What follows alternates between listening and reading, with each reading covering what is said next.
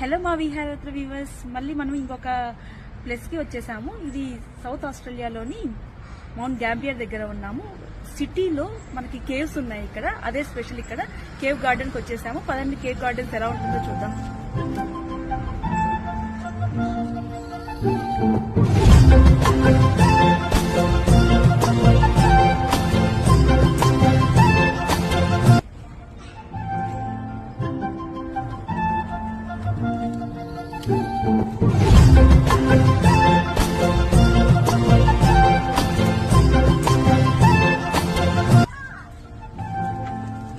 అదిగోండి కేవ్.